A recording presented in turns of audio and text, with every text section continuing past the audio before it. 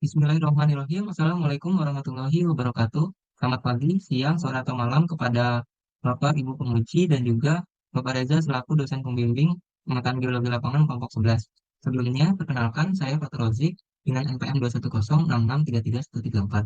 Pada kesempatan kali ini, saya akan memaparkan mengenai hasil pemetaan saya di daerah Watu Kumpul dan juga Karangjambu di Kabupaten Pemalang, Purbalingga, Provinsi Jawa Tengah. Untuk outline pada pembahasan kali ini yaitu geologi regional, geomorfologi, stratigrafi, struktur, dan terakhir sejarah geologi. Kemudian lokasi pemetaan yaitu berada di Provinsi Jawa Tengah, di mana tepatnya pada Kecamatan Watu Kumpul, Kabupaten Pemalang, dan Kecamatan Karangjambu, Kabupaten Purbalingga. Untuk geologi regional, pertama kita akan membahas tentang fisiografinya, di mana daerah penelitian berada pada zona Pegunungan Serayu Utara, dan ditutupi material vulkanik dari Gunung Slamet, Ungaran, dan Dieng, di mana struktur morfologinya terbentuk oleh aktivitas tektonik dan endapan vulkanik quarter. Kemudian secara stratigrafi regional, daerah Kafling ini memiliki tiga stratigrafi yaitu formasi rambatan, formasi halang, dan juga formasi kumbang, yang dimana ini memiliki umur dari rentang Miocene tengah hingga Miocene akhir. Kemudian untuk tektonik dan struktur geologi ini dipengaruhi oleh dua sesar utama, yaitu sesar geser mengiri Muria Kebumen dan juga sesar geser menganan Pamanukan Cilacap. Kemudian masuk ke pembahasan berikutnya yaitu geomorfologi. Di sini terdiri dari morfografi, morfometri, dan morfogenesa, di mana disajikan peta aliran sungai daerah penelitian, yaitu terbagi menjadi tiga, di mana A ini menunjukkan pola aliran radial, kemudian B ini pola aliran paralel, kemudian C ini pola aliran trellis. Kemudian untuk peta morfometri, yaitu di mana dipenuhi oleh warna merah, yaitu menunjukkan klasifikasinya adalah 15 sampai 70% yaitu agak curam sampai curam. Kemudian untuk morfografi atau bentuk lahan ini didominasi hampir 98% oleh bentuk lahan perbukitan tinggi dengan ketinggian 500 sampai 1.500 meter. Kemudian dari tiga tadi komponen tadi dibentuklah peta geomorfologi, yaitu membagi menjadi tiga satuan. Yang pertama perbukitan intrusi jingkang yang berwarna merah, kemudian lembah homoklin badak yang sebelah kiri, kemudian sebelah timur atau sebelah kanan itu lembah homoklin sirau.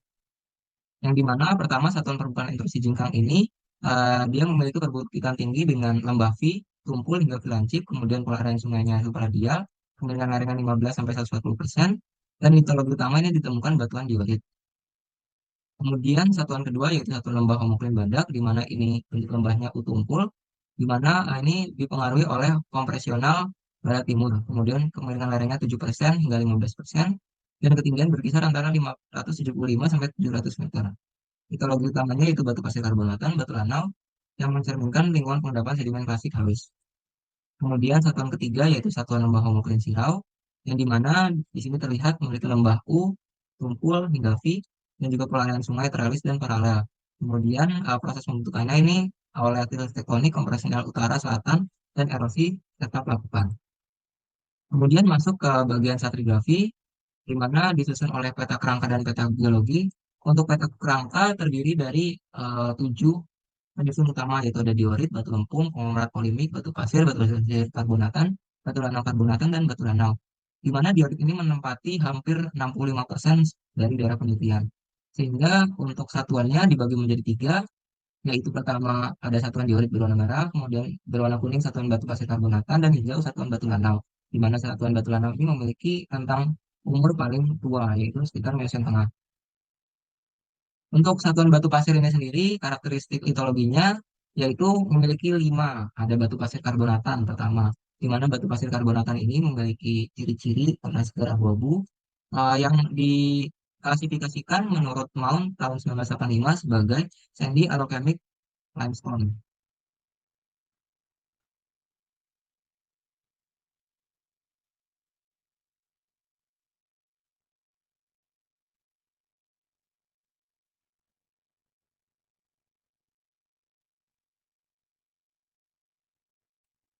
Kemudian litologi kedua yaitu batu pasir selisih klastik, yang dimana ini dicirikan oleh abu-abu terang hingga kehitaman. Kemudian pada mikroskopis itu dipenuhi matriks halus bentuk lanau hingga lempung, dan ini diklasifikasikan oleh Petijon 1975 sebagai feldspathic weki. Kemudian litologi berikutnya adalah batu lanau karbonatan, di mana di sini memiliki kadar posisi utama selisih klasik sen, kemudian mat, dan juga loken serta mikrit, di mana olemeon ini dikategorikan sebagai mikrit makro.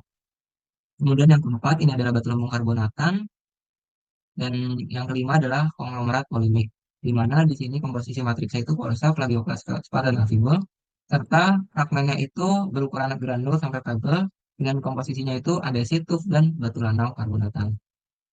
Kemudian satuan TMBP ini memiliki mekanisme pengedapan dapat dilihat dari log stratigraphy, yaitu di mana dia terdiri dari persalinan antara batu pasir halus dengan batu lanau, yang di mana terdapat beberapa proses turgidit dengan high density sehingga terbentuk satuan litologi konglomerat, yang di mana menurut pengendapannya ini berada dalam lingkungan submarine fan, yaitu pada bagian lateral fringe sampai distal pada gambar 3.14 ini. Kemudian untuk struktur yang dapat terlihat yaitu pertama ada burrow, kemudian ada ECS, kemudian ada vein quartza, terus juga ada mud clay, kemudian ada flame structure juga, dan konglomerat yang didominasi oleh matriks. Kemudian untuk lingkungan pengendapannya dan kisaran umur, satuan ini berada pada lingkungan pengendapan upper batial sampai lower batial dengan umur N15 sampai N17 yang kita lihat dari keterdapatan foraminifera di sana. Kemudian masuk satuan berikutnya yaitu satuan batu lanau atau TMBL, yang dimana di sini karakteristik litologinya batu lanaunya ini masif dan menyerpi. Kemudian berdasarkan ketiga 1975 dikategorikan sebagai siltstone dengan komposisi kuarsa 92%, feldspat 7%, dan sedikit amfibol. Kemudian untuk mekanisme pengendapannya, kita lihat dari log stratigraphy, memperlihatkan bahwa hanya batu lanau masif dan menyerpi. Dan ini dikategorikan masuk sebagai lingkungan laut dalam pada submarine fan, yaitu pada log distal fringe. Kemudian untuk lingkungan pengendapan dan kisaran umurnya berada pada lower batial dan umurnya itu berkisar meosen tengah sampai meosen akhir yaitu N12 sampai N17 dengan keterdapatan foraminifera sebagai berikut. Kemudian masuk ke satuan ketiga yaitu satuan diorit. Di mana satuan diorit ini yang menempati 65% kafling dengan ciri-ciri mikroskopis yaitu holokristalin, ukuran butiran 0,5 sampai 4 mm, kemudian didominasi oleh plagioklas yang memiliki twinning Carlsbad sampai albit, dan menurut Citation 1976 itu termasuk dalam jenis diorit. Untuk kisaran umurnya menurut lembar geologi Purwokerto yang ditulis oleh juri tahun 1996, intrusi ini terbentuk pada Miocene akhir yang berkaitan dengan proses reaktivasi busur vulkanik Serai Utara.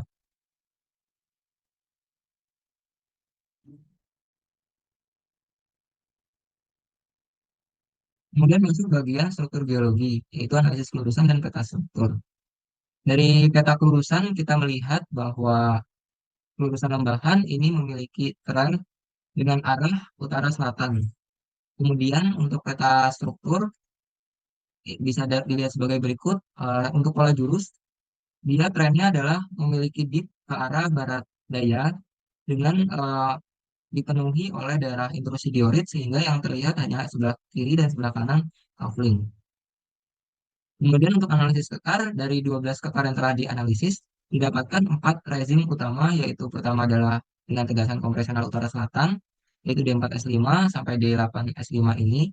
Kemudian ada tegasan ekstensional utara selatan yang berwarna merah ini, kemudian tegasan ekstensional timur laut barat daya, dan juga tegasan ekstensional barat laut sampai tenggara. Di mana tegasan ekstensional utara selatan atau kompresional barat timur ini yang nantinya mempengaruhi sesar geser mengiri atau sinistral pada kafling daerah penelitian. Kemudian masuk ke sejarah geologi. Sejarah geologi ini dimulai dari Miocene Tengah, di mana di Miocene Tengah ini ditandai dengan penemuan satuan batuan lanau karbonatan. Nah, di sini mulai terjadi pengendapan di daerah Alok atau menurut Spikala itu di daerah distal plain slope. Kemudian terendapkan batu lanau ini karena naik air laut yang memperkenalkan mekanisme transportasi dan terendapkannya dengan mekanisme terbidik current low density. Kemudian dilanjutkan pemilihan tengah sampai pemilihan akhir ini terendapkan satuan TNBP atau batu pasir karbonatan di mana ini terendapkan karena proses sumber sedimennya itu dari aktivitas vulkanik Serai Utara, di mana satuan ini terendapkan dengan mekanisme turbidit, baik itu high density atau low density, berada pada frontal lobe fringe distal fringe yang menunjukkan pengaruh perubahan dari zona zona upper batial sampai lower batial. Kemudian dilanjutkan pada miasan akhir, di mana di miasan akhir ini terjadi aktivitas vulkanik ganda di wilayah Jawa Tengah yang ditandai oleh terbentuknya vulkanisme Serai Utara dan reaktivasi vulkanisme Serai Selatan. Hal ini ditandai dengan adanya intrusi pada daerah penelitian di bagian utara hingga selatan yang berupa diorit. Intrusi ini diduga terbentuk pada belahan atau rokaan akibat adanya gaya kompresional utara-selatan. Kemudian dilanjut periode kala Pliocene hingga Pleistosen, yaitu ada proses geologi terjadi kompresional dari selatan ke utara yang menyebabkan terbentuknya sesar naik, pengangkatan, dan penurunan yang digerakkan oleh kompresi tektonik. Kemudian proses ini disebut sebagai Pliocene Pleistocene Thresholding menurut Simon tahun 2009, di mana di daerah Kafling ini terbentuk sesar geser mengiri dengan gaya kompresional tadi dari arah barat sampai timur. Kemudian sesar ini terlihat pada lapangan yang digambarkan oleh gambar berikut, di mana memiliki orientasi 140 N 147E dengan dip 68 derajat. Kemudian secara geologi di akhir, yaitu Pleistocene sampai sekarang, dengan proses erosi yang melibatkan faktor kimia dan fisika, yang dimana terlihat di bagian selatan, itu ada bukit intrusi yang membentuk daerah selatan, kemudian eh, sehingga mengangkat daerah satuan batu pasir dan batu lanau yang menyisakan satuan batu pasir dan batu lanau ini di daerah utara. Kemudian di beberapa tempat di daerah perbukitan intrusi ini masih tersisa beberapa stasiun yang memiliki litologi berupa batu lanau, KMBL, dan beberapa batu pasir. Hal ini yang mungkin nantinya akibat erosi di daerah tersebut yang sangat intens. Ini untuk referensi yang saya gunakan dalam penulisan laporan pemetaan saya. Mungkin cukup sekian yang dapat saya sampaikan. Kurang lebihnya mohon maaf. Wassalamualaikum warahmatullahi wabarakatuh.